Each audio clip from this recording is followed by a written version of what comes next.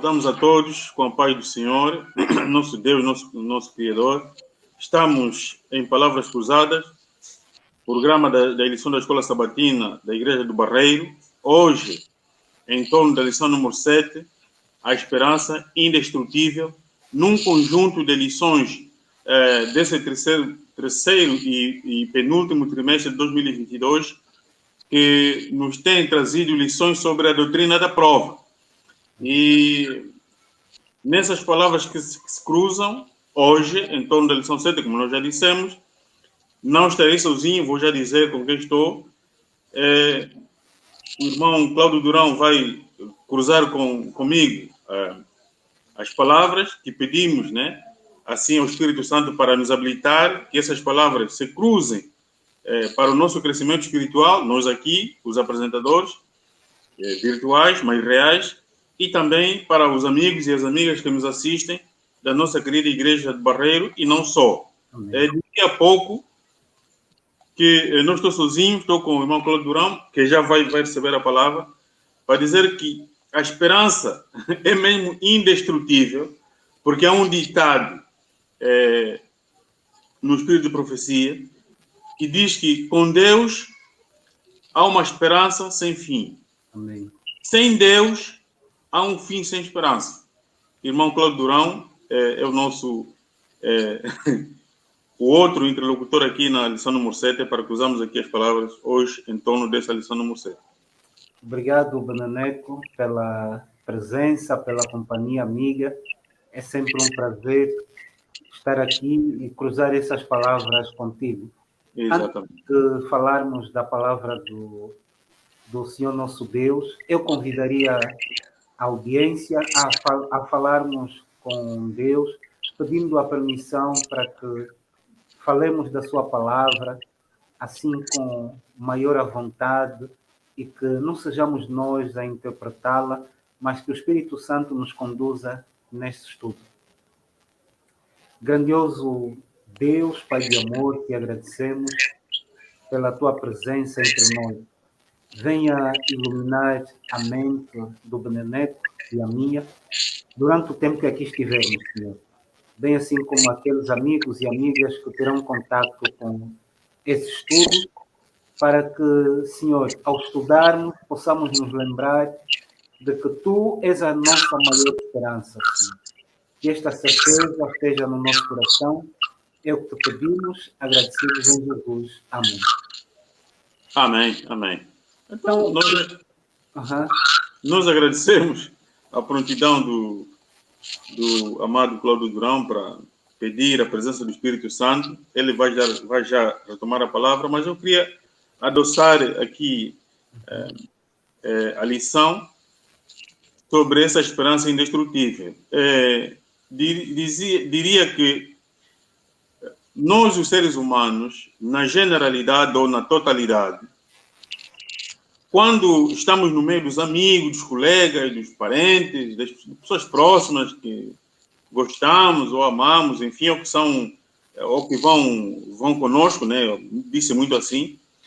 E se for, por exemplo, na igreja, é fácil cantar, é fácil sorrir, é fácil esconder as mazelas que nós trazemos, embora alguns não consigam, às vezes, esconder. Mas quando estamos sozinhos, tudo vem ao de cima, ou seja, o nosso mundo desmorona. E quando estivermos no cadinho, nesse trimestre estamos a falar muito do cadinho, quando estivermos no cadinho, cada um tem um ou vários cadinhos, a esperança tem a tendência de murchar, ou baixar, ou até mesmo desaparecer. Mas a conclusão que eu chego com esse palavreado de início é que enquanto Deus não terminar a transferência, o download da imagem de Cristo na minha imagem, na minha pessoa, e na pessoa do irmão Durão ou dos amigos que nos assistem, enquanto esse processo não terminar, nós vamos entender erradamente que Deus é mau. E isso não é verdade. Por quê? Deus é a esperança. Deus é o que é, foi o que ele disse a Moisés. Ele não falha. O que ele promete, acontece.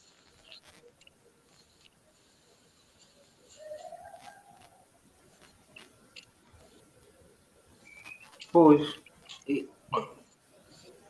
posso. Pois, porque, tal como o Beneneco dizia há pouco, essa esperança que nós estudamos, essa esperança que nós tanto falamos, essa esperança tem nome. Essa esperança é Cristo, é o nosso Senhor e Salvador Jesus Cristo. Por isso é que a esperança é indestrutível, ou seja, ela dura para sempre, independentemente dos problemas, independentemente da situação em que me encontro, Jesus continuará a ser a minha e a nossa esperança. Exatamente. O que Deus quer fazer que nós compreendamos nessa lição é que existem 3 aspectos fundamentais nesta lição que nós vamos estudar, que é, primeiro, os fundamentos da esperança, depois, a esperança em Deus e a esperança no meio da crise. Isso é que determina, ou que vai determinar, aquilo que nós seremos ou aquilo que nós somos diante de Deus. Exatamente. Está a ver? Exatamente. Porque, como o Beneneco sabe e a audiência que nos ouve e que nos vê, há um ditado popular que diz: a esperança é a última que morre. Pois. Mas essa esperança não morre. Porque sem esperança não há força ou motivação para enfrentar os problemas ou o sofrimento. Sim. Por essa razão é que a esperança, juntamente com a fé e o amor, Isso. é um dos 3 pilares da vida cristã. Agora a pergunta que eu faço, Beneneco, é a seguinte: qual é a esperança do cristão? Como podemos adquirir, aumentar e, acima de tudo, fortalecer a esperança? Como? Sim, boa pergunta, boa pergunta. É assim, nós entendemos que a maior parte das vezes nessa caminhada, nessa peregrinação, quer ateus como cristãos, crentes, descrentes, temos a tendência errada de colocar o nosso coração, é assim mesmo que eu vou dizer, nas coisas que nós estamos a ver, nas coisas que nós conseguimos, nos títulos acadêmicos que nós vamos ganhando, no dinheiro, no emprego, no casamento, enfim, nós colocamos, ou seja, nós entre Jacob e Isaú, Isaú era imediatista e Jacob pensava para além do que estava a ver, ou seja, ele preferia esperar na promessa que ele já ouvia que vinha de seu avô Abraão, do que resolver os assuntos imediatamente para o momento. Então, se a nossa esperança, ou seja, se tivermos o coração ligado com a nossa conta bancária, com as coisas que nós estamos a ver, com os esforços que nós estamos a fazer, entre aspas, nós não teremos cultura religiosa, ou seja, cultura cristã, para entender que a esperança é Deus, a esperança é Cristo. E como essas coisas que eu citei há pouco falham, quando elas falham, nós desmoronamos. Uhum. É o perigo de nós confiarmos nas coisas. O nosso imediatismo, sim, nos leva a sofrimento. É o que estava a acontecer, e o mundo nós já vai falar, o que estava a acontecer com o profeta Abacuque. Poxa. Por quê? Não é? Por que Deus não alivia já esse sofrimento? Por que temos que sofrer tanto? E Deus, em vez de responder, olha, isso vai terminar já amanhã, isso vai terminar daqui a 2 semanas, disse, olha, o pior ainda está para vir. Pois. Esse aqui é o desafio, Beneneco. Porque mas, isso faz parte dos fundamentos da esperança, certo? Sim, sim. Porque, vê, conhecer o final, não é, de Abacuque. Ele já vivia, Abacuque vivia numa sociedade onde existiam muitos problemas, mas muitos problemas. E, ao invés, ou seja, e se calhar é melhor eu dizer os problemas que Abacuque vivia, não é? Sim, sim. Abacuque começa o seu livro com uma reclamação que soa perfeitamente, ou seja, que é perfeitamente contemporânea aos dias que nós vivemos. Exato. E Abacuque via violência, imoralidade, destruição, lutas, injustiças, e parecia que Deus não fazia nada. E, diante disso, ele faz uma reclamação a Deus. E qual é a resposta de Deus a Abacuque, Benané? A resposta de Deus a Abacuque é que é realmente preocupante. Em Abacuque, capítulo 1, dos versículos 5 a 11, os amigos depois em casa podem acompanhar. Deus diz a Abacuque, Benaneco, Abacuque, Durão, tudo isso que você está a relatar ainda vai piorar. Imagine. Como você ficaria? Entra em desespero. Quer dizer, não, se já não bastasse todo esse mal, eu faço uma reclamação que, do meu ponto de vista, é lógica, e o senhor me diz que tudo vai piorar. Entramos em desespero. E, como disse bem, está tudo muito relacionado com a vida que estamos a levar agora. Pelo espírito de profecia, nós ouvíamos há 20 anos atrás, há 15, enfim, que um dia decorreriam acontecimentos tremendos entre os seres humanos. Mas quando chegamos em 2020, ou pelo menos em dezembro de 2019 e princípio de 2020, assistirmos fechar as igrejas, cortar o ir e vir, encerrar supermercados, escolas. Parecia que nós estávamos num filme, parecia que estávamos a assistir algo que iria passar de imediato. E muitos chegaram à conclusão de que isso era apenas o princípio das dores e que o pior ainda viria. E nós estamos a ver a cada dia, embora nós não podemos ser futuristas para não perdermos o foco de Jesus Cristo, mas tudo indica, e por aquilo que está escrito, que à medida que o tempo avança, e eu costumo dizer mais, à medida que Deus vai se apressando para que o nosso caráter seja igual de Cristo, a vida na Terra se tornará insustentável. Pois. E vê, Benaneco, só para suportar o que nós estamos aqui a dizer, depois de Deus lhe ter dito isso, há um texto em Abacuque que seria importante nós lermos, porque a própria lição, o autor traz essa ideia de que Jesus acabará com o mal. E esta é a bem-aventurada esperança do cristão. O mal um dia vai acabar. Apesar de Deus ter dito a Abacuque que tudo isso que você relata, violência, imoralidade, destruição, lutas, injustiça, tudo isso um dia vai acabar. E vê como é que Abacuque termina o seu livro. No capítulo 3, vou ler os versículos 17 e 18. Diz assim: porquanto, ainda que a figueira não floresça, nem haja fruto na vide, o produto da oliveira minta, e os campos não produzam mantimento, as ovelhas da malhada sejam arrebatadas, e nos currais não haja vacas, versículo 18 do capítulo 3 do livro de Abacuque, todavia, irmãos, eu me alegrarei no Senhor. Amém. Estarei no Deus da minha salvação. Amém.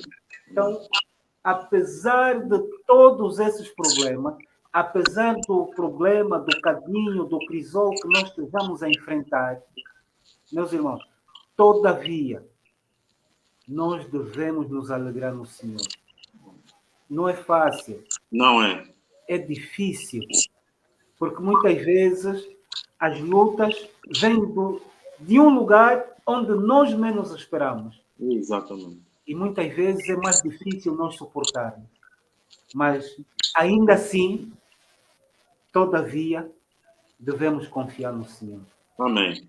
E dizer que muitos perguntam quem Deus é e por que mesmo no meio de vários cadinhos onde nós passamos, onde Deus permite que estejamos, por que o chamemos de Pai? E nisso, na lição passada, o grande escritor C.S. Lewis terá falado com Deus de que Senhor, eu tenho que ter cuidado por esse momento que estou a passar, em que praticamente eu vou perder a minha esposa, que está no leito da morte.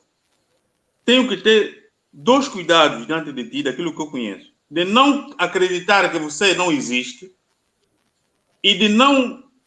Esse é um extremo. E do outro extremo, de saber que realmente você existe, mas não está preocupado comigo. Com essas palavras, dizer que a mulher de Job,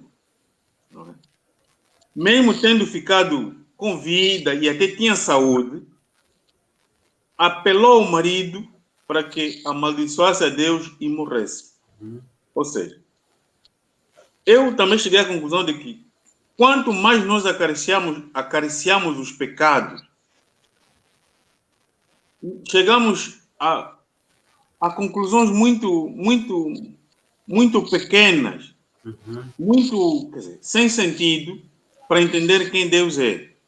E fica muito difícil, né? À medida que vamos acariciando pecados, e aprendemos isso ainda na terça-feira, no culto da terça-feira passado, e à medida que a gente vai acariciando pecados, fica muito difícil chegar no patamar de fé de Abraão, onde ele, quando Deus disse, Abraão, não faças tal ao menino, e ele distinguiu que aquela voz era do Senhor. Ou seja, à medida que eu vou acariciando o pecado, eu não vou conseguir distinguir que voz é essa que está falando comigo. Eu nem sequer tenho condições de distinguir que essa voz é do Senhor. Por isso, fica muito difícil de saber quem é Deus e se é mesmo nosso Pai. Pois. E ver que para Jó era muito mais difícil, porque nós hoje conhecemos o final da história. Exato. Mas, se eu me colocar no lugar de Jó, se calhar teria feito o pior que Jó. Exatamente. Mas Jó, imagina, e os comentários que temos estado a ouvir dizem que quando Jó começou a sofrer aquela, podíamos dizer, aquela provação que, do ponto de vista humano, não tem nome, Não. Deus simplesmente desapareceu. E Jó precisava desesperadamente de ter uma audiência com Deus. Mas Deus se remeteu ao silêncio. Os amigos vieram, deram as suas opiniões, acredito que os familiares, veio a esposa, também falou. Mas onde é que estava Deus? Exatamente. Onde é que estava Deus? E repare que, já fruto do que nós conhecemos do livro de Jó, não foi Satanás que queria provar Jó. Foi o próprio Deus que apresenta Jó a Satanás. Exatamente. Imagina, viste o meu servo Jó, despertou a atenção De Satanás. do nosso inimigo. Exatamente. É agora que eu tenho a oportunidade. Exatamente. Agora Deus desaparece no momento em que Jó mais precisa dele. Então, isso é só para dizer que, muitas vezes, nas provações mais profundas da nossa vida, muitas vezes nós não vamos conseguir sentir a presença de Deus. Exatamente. Mas Deus está aí. Tá. Está ao nosso lado. Porque Deus não desaparece. Ele simplesmente queria ver até que ponto Jó é fiel a Ele. Sim, e nisto, Job fez muitas perguntas. A Bíblia diz que ele não pecou, e isso é motivo de encorajamento, porque, como disse bem, nós conhecemos a história, mas ele fez muitas perguntas. E até os amigos, né, lhe acusaram de ser ele o culpado. Fez muitas coisas. E Deus, quando aparece, no momento, Deus aparece na plenitude do tempo. Quando ele apareceu nos capítulos 38 e 39 do livro de Job, ele fez cerca de 60 perguntas. Exatamente. E ao fazer essas perguntas, Job chegou à seguinte conclusão. Eu antes só ouvia falar, mas hoje eu te vi. Amém. Deus adorou, Jó adorou a Deus no meio de uma catástrofe sem nome. Não tem paralelo, não tem explicação, como disse.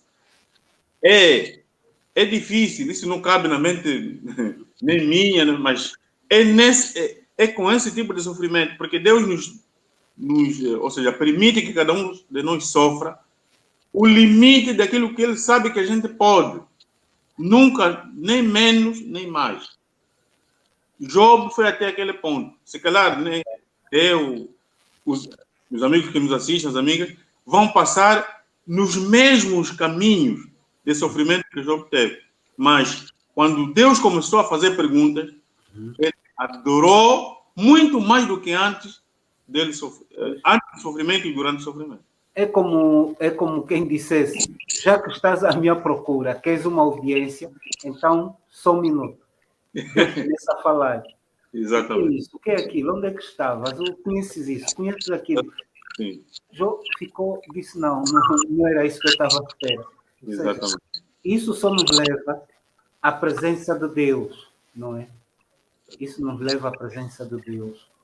Nos mostra que aquilo que Isaías escreveu no capítulo 41, versículo 13, porque eu, o Senhor, teu Deus, te tomo pela tua mão direita e te digo, não temas, eu estou contigo.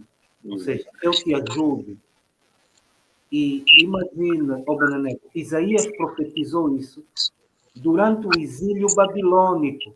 Exatamente. Foram tempos em que Israel se sentiu abandonado por Deus. E, sabe, muitas vezes quando estamos imersos em nossas dificuldades, nos nossos problemas, também podemos nos sentir abandonados por Deus. É verdade, é verdade. No entanto, meu amigo, Deus está ao nosso lado. Ele nunca nos deixa. Nunca. Pois, e dizer que nessa questão do sofrimento, começando mesmo com Adão e Eva, não foi Deus que se afastou de Adão e Eva, foram Adão e Eva que se afastaram de Deus. E é por causa desse pormenor, que parece ser simples, que o que está escrito em Isaías 41:13, né? Muitos de nós usamos essa passagem quando, entre aspas, a vida vai bem. Quer para nós mesmo, como para encorajar quem está a sofrer. Mas quando estivermos a sofrer, ou não nos lembramos, ou nos lembramos dessa passagem e nem queremos pronunciar. É verdade. São questões muito profundas e que merecem ser estudadas com o espírito de oração. Exatamente. Vamos avançar. Sim, pode dizer. Sim, para dizer que Deus é o Santo de Israel literal e também o Santo de Israel espiritual, que somos nós. Amém. Eles estiveram no exílio babilônico literal e nós estamos no exílio babilônico espiritual. Deus lhes tirou de lá 70 anos depois. É aí que repousava a esperança de Abacuque. E Deus quer nos tirar do exílio babilônico espiritual no tempo dele. E com as pressas, com a falta de espiritualidade, com a falta de entender que Deus é transcendente, mas é imanente, corremos o risco, não é, de perder o que está o que está diante de nós, ou seja, a salvação, nos é oferecida pela graça, mas Exatamente. estamos com risco de perder isso. Porque isso que estás a dizer, Beneneco, essa questão que nós estamos aqui a estudar, dos cadinhos ou crisol, ela tem duas vertentes. Se esse crisol, se esse cadinho, se esta prova profunda que nós estamos a passar, ou que nós vamos eventualmente passar, Exato. nós não sairmos dela aprovados, nós podemos sair queimados. Das duas, uma. Ou somos purificados, ou então somos reprovados. Exatamente. Está a ver? Exatamente. Ou estamos limpos, ou nos sujamos ainda mais.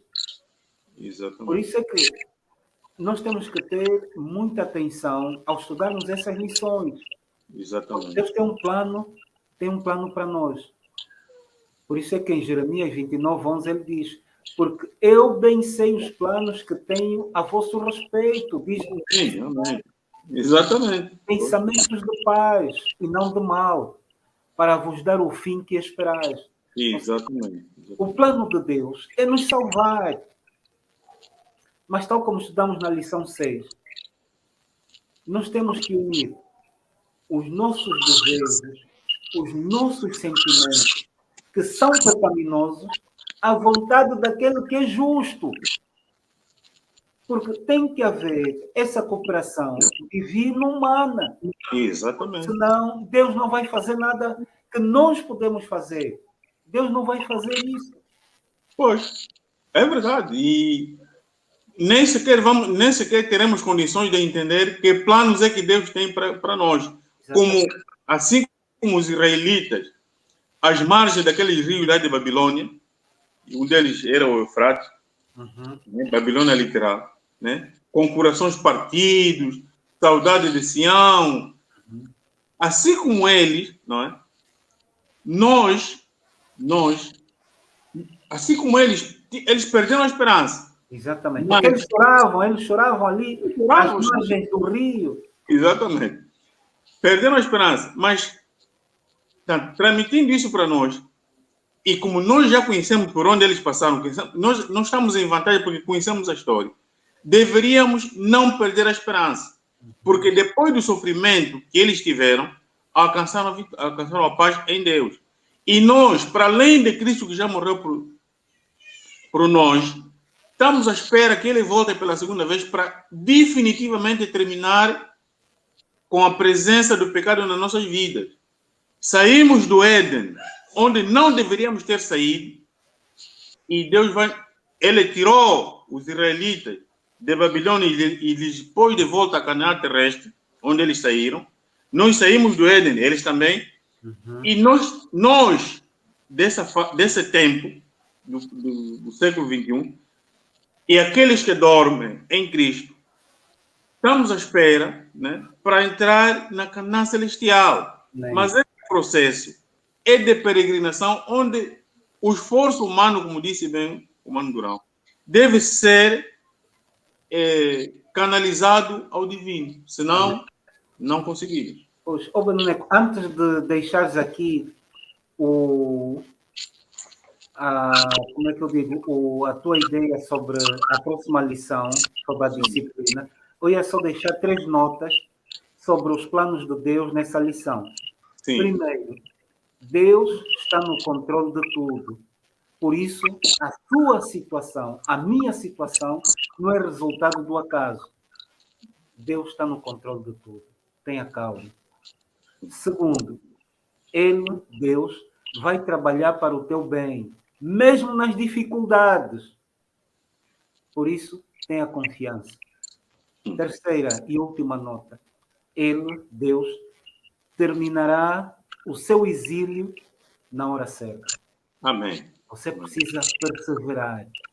Esse exílio, na hora certa, Deus vai pôr um fim. Amém. E isso, rapidamente, nosso tempo já vai adiantado, nos leva para a lição de quinta-feira, que fala sobre a disciplina do nosso Pai. E chega-se à conclusão de que a fonte da disciplina, a fonte, são os nossos erros. E a resposta que nós devemos dar à disciplina é fé. E o objetivo que Deus tem ao usar a disciplina para nós é para nos purificar do pecado. Porque quando nós aceitamos a Cristo, aceitamos que Ele, pela morte e ressurreição, e nós aceitamos pelo batismo, né, a vida de Cristo, dizemos que Ele tem poder sobre nós para nós vencermos o pecado. Mas como o inimigo ainda não foi derrotado, só na glorificação nos colocará para sempre fora da presença do pecado. Até lá, se não cedermos ao pecado, se nós não cedermos ao pecado, ou seja, se não tivéssemos cedido, eu acho que melhor assim, se não tivéssemos cedido ao pecado, Deus não precisaria nos disciplinar. Mas como nós nos colocamos a jeito do pecado, é inevitável que nós soframos as consequências. E Deus usa as consequências com a sua mão poderosa, mesmo com a sua misericórdia, para nos disciplinar. E é essa disciplina que não entendemos e às vezes caímos em desapontamentos, ficamos muito embaixo, chegamos ao ponto e assistimos muitos suicídios, quer dizer, perdemos de vista quem Deus é, se um dia formos, e para quem nunca foi, nem chega a isso, porque nós cedemos nas tentações, ou seja, todos os pecados todo o pecado que a gente aceita, as consequências são inevitáveis, mas Deus usa essas consequências para nos disciplinar. Até porque no grego, aqui a disciplina é mesmo educar, é ensinar, mas é por duras provas. Os heróis da fé só chegaram nessa galeria depois de passarem pelo ensino, pela disciplina, uns nos erros que eles caíram, outros porque para chegar ao patamar onde eles chegaram, precisavam ser purificados. Amém. Amém. E aqui, só para juntar ao pensamento benemérito, Deus realmente nos educa através da disciplina. Exato. Muitas vezes nós não temos vontade de orar, mas para orar nós temos que ser disciplinados. Nós não tem vontade, ora a si mesmo. Ora, se ajoelha, ora. Então, isso é disciplina, é educação. Você está a ser educado por Deus. Porque a nossa mente, nós como homens pecadores, não tem vontade nenhuma para buscar as coisas do alto. Nós, como seres humanos, não temos nada em nós que vai nos impelir a ir buscar as coisas divinas. Não temos. Por isso é que muitas vezes nós sentimos preguiça, temos cansaço e muita pouca vontade de estudar a Bíblia. Por isso é uma disciplina, é um caminho doloroso, é um caminho que muitas vezes envolve sangue, suor e lágrimas. Mas se nós quisermos entrar nessa disciplina, nós temos que nos submeter ao mando do Senhor Jesus Cristo. Amém. Porque nós sabemos que, se assim for, essa disciplina dará frutos pacíficos para a eternidade. E mais do que isso, nos fortalecerá e nos guiará a um porto seguro. Amém. Estamos no fim e antes de devolver ou passar a palavra para o irmão Durão e passar as últimas considerações, eu gostaria de dizer que em pleno mês de agosto, em pleno século XXI, no mundo secularizado pós-moderno, muitos estão a morrer com guerra, fome, doença, peste, incêndios, miséria extrema. E no meio de tudo isso, uma lista tão enorme, a pergunta que não se cala é: Deus é bondoso para com a humanidade, para com os filhos que Ele criou a partir de Adão? Sim, e sempre será bondoso. Sempre. Por último, todos nós passamos por momentos de profundo desapontamento ou vamos passar num extremo desencorajamento. Será que teremos condições de, depois de passar por isso, ou quando passarmos, de trazer esperança através da nossa experiência para aqueles que estão em diversos cadinhos? Eu digo que sim. Mas para isso, e como tem sido dito, ninguém dá o que não tem. A nossa vasilha tem que estar abastecida. Se não estiver abastecida, seremos os desencorajadores dos que já estão desencorajados. Amém. Então, como conclusão, eu diria apenas, ia citar um trecho do livro Atos dos Apóstolos, a página 383, da escritora norte-americana Ellen White, diz que precisamos aprender que a correção faz parte do plano de Deus e que, sob a vara da aflição, o cristão às vezes pode fazer mais pelo seu mestre do que quando ele está engajado no serviço ativo. Ou seja, que diante das dificuldades, irmãos, muitas vezes podemos fazer mais do que em tempos de paz. Então, Deus é Deus, deixe Ele ser Deus na sua vida, aceite a correção, porque muitas vezes é dali onde o nosso caráter é aperfeiçoado e muitas almas são ganhas para Cristo. Vou pedir então para Daniel que faça a oração. Amém. Oremos. Pai querido, nosso Deus, Criador de tudo e de todos, nós estamos agradecidos por esse momento que nos proporcionou, em que o Senhor não impediu a presença do Espírito Santo para nos acompanhar nas palavras cruzadas em torno da lição número 7, em que o Senhor insiste conosco para termos em nossa mente e em nossos corações, para todo sempre e todos os dias, a esperança indestrutível que é o Senhor em Jesus Cristo, nosso Salvador. Pai querido, que essas lições, e essa em particular, não seja mais uma e não seja passageira.